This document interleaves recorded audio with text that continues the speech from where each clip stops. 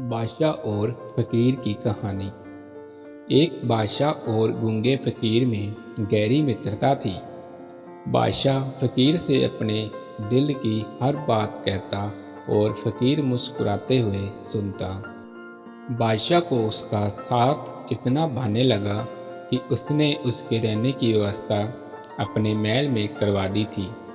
फ़कीर राजा के साथ महल में रहने लगा। समय गुजरता गया और राजा का उसके प्रति प्रेम बढ़ता गया। एक दिन बादशाह अपने काफिले के साथ राज्य भ्रमण पर निकला। फ़कीर भी उसके साथ था। शाम को वे राज्य के अंतिम छोर तक के गांवों की स्थिति जानकर वापस लौट रहे थे। रास्ते में घना जंगल पड़ा। बादशाह का काफिला रास्ता भटक गया। बादशाह ने अपने सारे सैनिकों को रास्ता ढूंढने के लिए चारों दिशाओं में भेज दिया और खुद फ़कीर के साथ एक पेड़ के नीचे सुस्ताने लगा। उसी पेड़ पर एक फल लगा हुआ था। बादशाह और फ़कीर दोनों भूखे थे।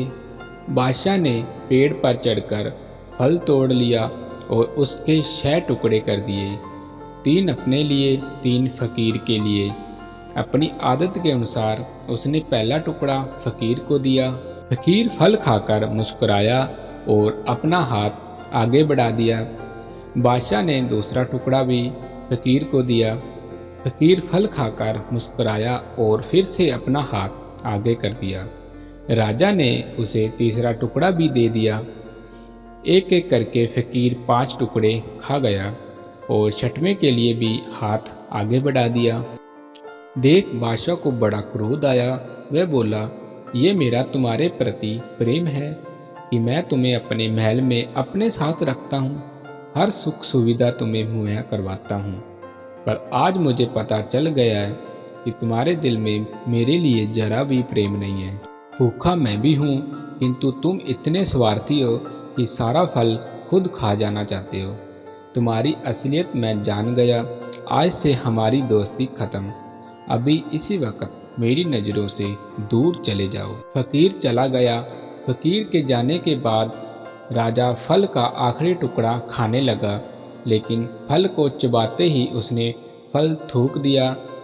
फल इतना कड़वा था कि उसे खाया ही नहीं जा सकता था।